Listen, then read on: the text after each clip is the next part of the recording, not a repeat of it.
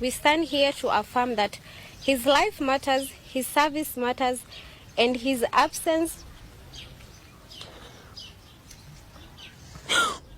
maqnaanshaha muddo 2 bilood ka badan Xuseen Cabdiraxmaan oo ahaa sarkaal ka tirsan Huduma ee magaalada Wajeer ayaa walwal iyo murugo xoogan ku reebay qoyskiisa iyo bulshada deegaanka. Xuseen oo asal ahaan ka soo jeedo Isiolo ayaa si lama filaan ah loo waayay, waxaan ilaa hadda aan la helin xog rasmi ah oo muujinaysa halka uu ku sugan yahay ama xaaladiisa. Qoyskiisa ayaa sheegay in maqnaanshihiisu saameyn culus uu ku yeeshay faamilka uu ka soo jeedo.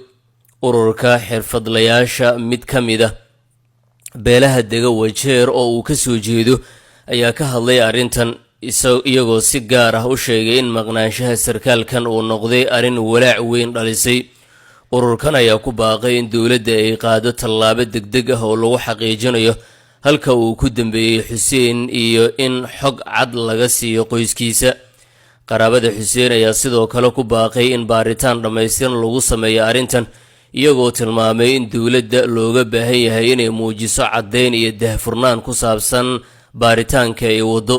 Waxay sidoo kale ku eedeeyeen dowladda in ilaa iyo hadda aanay qoyska Xuseen la wadaagin wax macluumaad ah oo ku saabsan baaritaanada socda iyo ilaa iyo hadda tillaabooyinka ay qaadeen.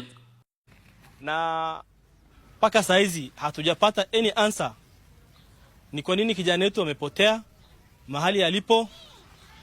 Swali langu inaelekea kwa kila kiongozi ambaye alichaguliwa hapa hivi Isiolo. Up to now it's almost 2 months since he disappeared. We are the family members.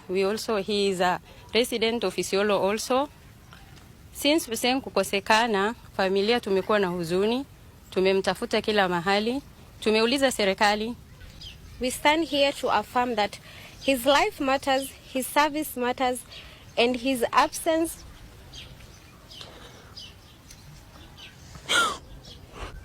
hao watoto tangu Hussein alienda hawajakula.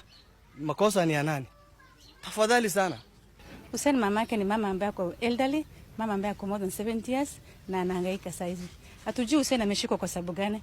Na kama hata kuna makosa amefanya, je, mtu kweli akifanya makosa si anaenda kustakiwa?